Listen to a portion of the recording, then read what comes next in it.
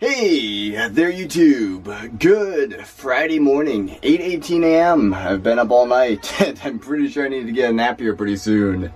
But anyway, just ended off the vlog for yesterday. It's kind of a weird overlapping thing, trying to decide when to end one and when to start the other. But anyway, I think the plan for the morning is going to be to get one vlog edited, get this whole area cleaned up and ready to list more stuff, and to get all that stuff there, laid out, and figured out what's going to happen with it so I can get it listed once I wake up from my nap. Today is one of the last two push days of this week. Obviously Friday and Saturday are two more push days. This week in general has to be a pretty good week. So let's get right into the vlog for today. Okay, so this is definitely not like the craziest transformation clean job here, but a lot better than it was. Took a bunch of trash off here, just kind of generally cleaned, got it back to a working environment and how I usually work with this stuff here. As you can see, here are all the Hasselblad film backs, quite a bit of different varieties and just different, age ranges on these. They range anywhere probably from like 1960 all the way up through probably like 1980s with one exactly like that. So I'll be curious to see what some of these go for and which ones are really worth something. Hasselblad stuff as usual though is always good, and just the dark slide alone out of these is probably 25 to 30 each. So anything on top of that is definitely welcome. We'll have to see. Hopefully a couple of these are in the $100 range. Definitely gonna be a couple with minor issues, like this one here, the counter doesn't work, but I don't know.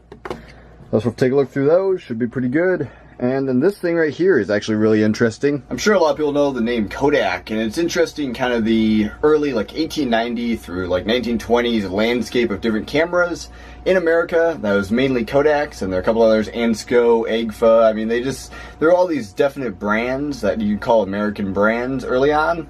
And there weren't a lot of foreign brands. I mean, you did hear some German cameras being imported and all that kind of thing, but even that didn't really start until maybe the teens or like 1915, 1920, somewhere in there. So of course, overseas, it was the same exact deal. They had their localized brands, and that's exactly what this is right here. This looks similar to like a Graflex, which would have been made by Kodak, but it is actually from England, I believe, or at least somewhere there in Europe. I'm going to do a little bit more research on it because I actually don't know a lot about it. But these were not imported to the United States, and these were mainly sold in Europe/England area there, and they had their unique brand, unique cameras, and a lot of them were very similar, but also in very different ways. There's some real oddball stuff in there, and just all in all, it really fascinates me, the difference between those types of early cameras just before the mass importation of different types of cameras there in the 1900s. You'll definitely find some unique stuff, and let's take a look at what lens this has on it. I thought that one was interesting. And actually, you know what? That is actually really good. That is a Cook lens on there.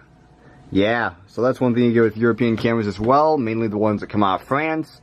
A lot of even the mainstream and normal cameras had Cook lenses on it. So all in all, this would be a really interesting thing to look up and could possibly be worth some pretty good money, especially that Cook optic on there. So I guess I'll have to look into that a little bit. There it is. It is a Thornton Pickard Ruby Reflex camera. Should be interesting to figure out exactly what that one's worth and what's the deal with it. And then also sitting over here on the trash can, not because it's bad, but just because I have room on the table, is a Kony Omega Rapid Omega 100. A bunch of different varieties of this thing, and this one is one of the most complete ones I've seen. It has the finder, it has a different lens, it has another lens in this case, and then it has the main lens right here. So I believe it's a 3-lens set along with the finder and a complete kit for the camera. So to see what working condition that is, and that should be a pretty good deal. Also a random Miranda lens here, which that's another odd camera brand. But anyway, I guess the plan is now to get a vlog edited now that I've got that cleaned up and all these things laid out. I'm gonna take a nap. Okay, just past halfway through editing the vlog here, and I'm not gonna be able to finish that. I'm getting tired. I'm gonna go take a nap. Let's do that. See when we get back up. It is 10:02 a.m. right now. Whoa, yeah, this happens occasionally. I don't know why I can't seem to get short naps and just wake back up like I used to be able to, but for some reason last couple weeks, been getting too much sleep. So here I am at 5:09 p.m. Well, I guess the deal with the number today is now I have to try and get more items listed than money, but let's try and get those Hasselblad backs kind of just whipped right out there, and then we'll see where we can go from there. Okay, back after supper, just trying to figure out what to do with these Hasselblad backs, how to test them, how to check them out, figure out how to sell them, I mean just everything about them, since I don't know a whole ton about them. Like I said before, these range in age from around the 1960s all the way up to the 1980s, so quite a bit of different variants in each different back, but I found some interesting things. As for testing, the way to test the film counter on these is just to fold up this handle right here and wind it to 1. That's going to take a little while here. Let's see if we can do it one-handed. Should probably go for two-handed, but either way, just make sure the lever here isn't super like sandy or stiff or anything weird there. If it has film loaded, it'll be a lot stiffer than if it doesn't. But basically, this is just the film winder slash film counter. And we should be getting close now. And there we are at 1. And once you get to 1, it should stop completely. It should only wind in the other direction. So you can actually put the knob right there. It shouldn't wind in the normal direction. Now it's at 1.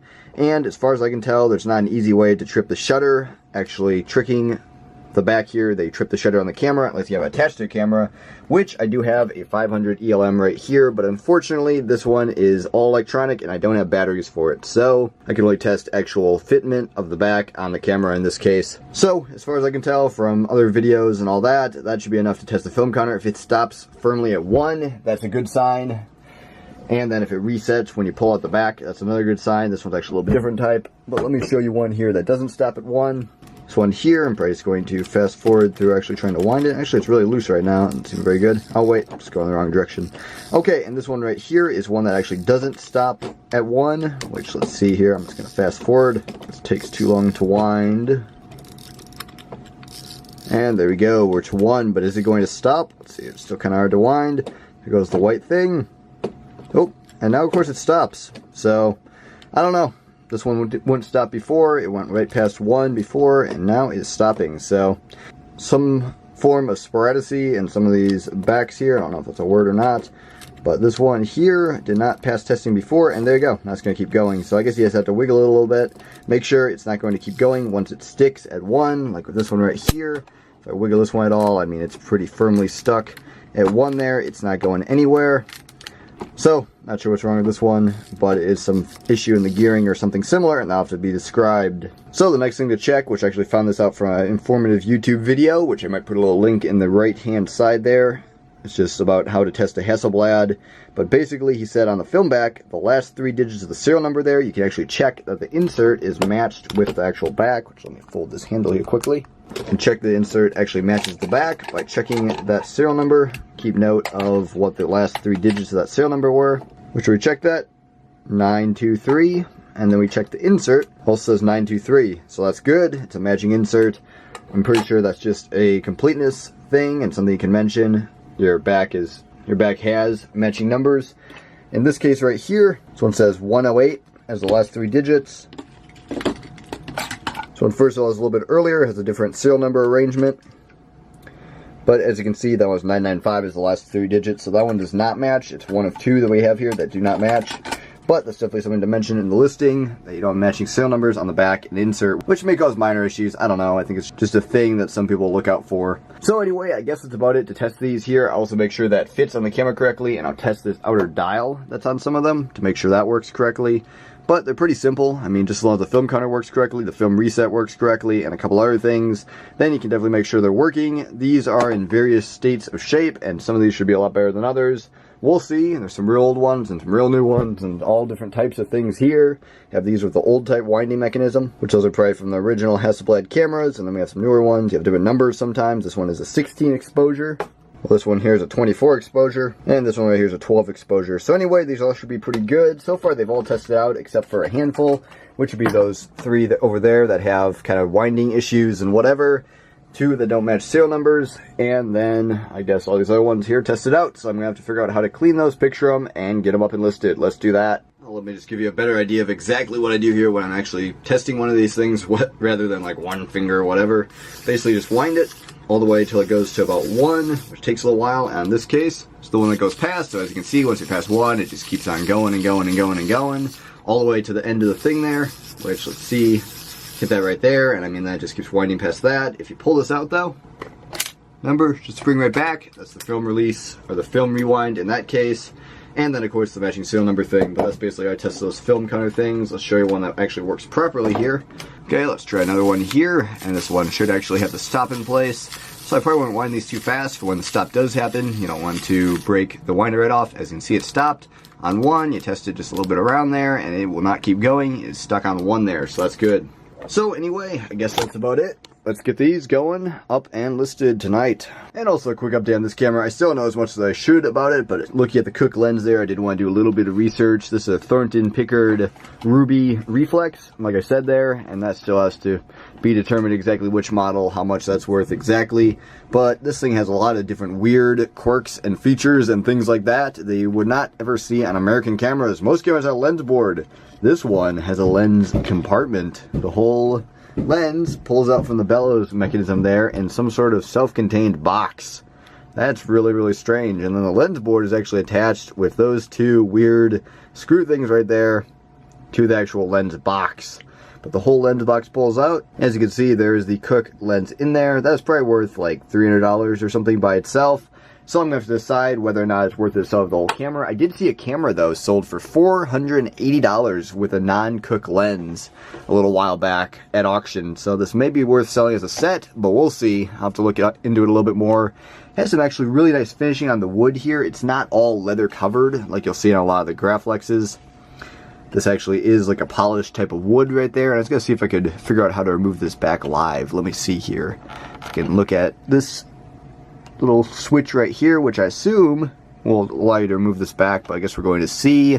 Let's see here, you pull up, you push down, you try a few different things. Let's see if there's an obvious release at the bottom or anything else. Oh, there you go. I guess it is released. It must have been the pushing or the pulling or something that did it. And actually, I think it goes the other direction. So let me try and do that pushing and pulling maneuver again. No, maybe it just slides out like that. But it doesn't seem to go past that point. So anyway, this camera's still a mystery, but it actually has some promise of being worth something, so I guess that's good. I'll have to do some further testing and all that. It probably has a focal plane shutter in there, so we're going to have to see how well that works. It likely doesn't. I mean, a lot of these are seized up or old or something else. There's the hood release up there. You can look down the hood. There's where you'd see out the lens. So, I don't know. Interesting, but it's going to be set aside probably till Saturday. We're going to actually do more research on that and get it listed.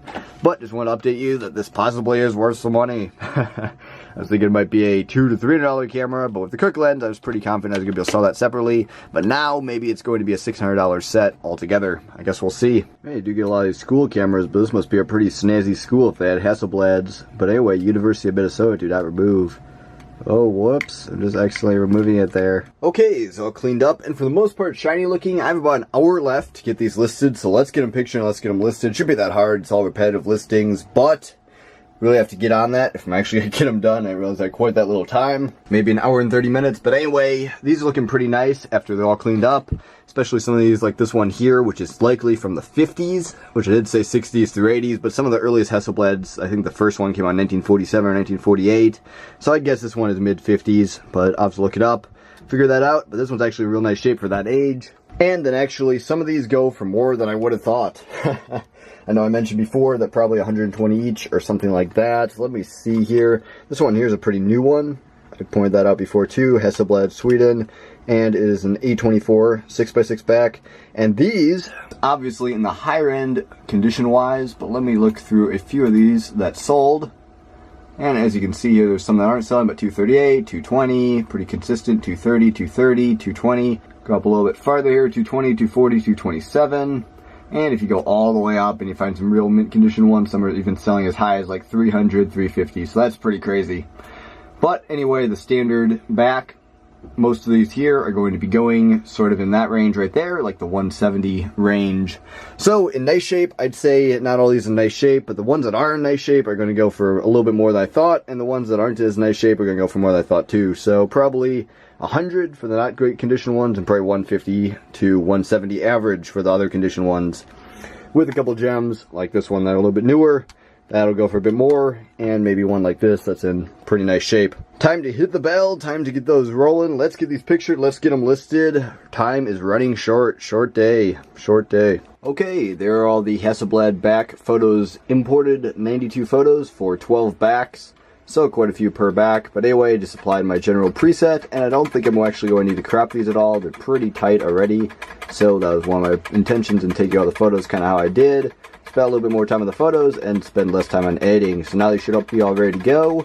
Get them up and listed. Let's rush them out there. Should all be pretty easy listings. A lot of varieties though. And one thing I forgot to mention with the different numbers on there, there's definitely different desirability depending on what number your back is. In this case, unfortunately, this is an A24, meaning that it's for 220 film. It's least desirable out of all of them. A12 is the standard and the most desirable one. And then A16 seems to be almost as desirable as A12, but not quite. It's for a little bit different frame size of 120 film, but this one's not. For the 220 film, that one's for 220 film is like a longer roll, and they don't make it very much anymore, so it's not super popular compared to 120, which both of those use. It's the same spool size, but it's a thinner backing paper or something like that, or no backing paper. I don't know. They figure out somehow to fit double the exposures onto one roll. But anyway, those aren't worth quite as much, and then these ones are worth a bit more, so that's good.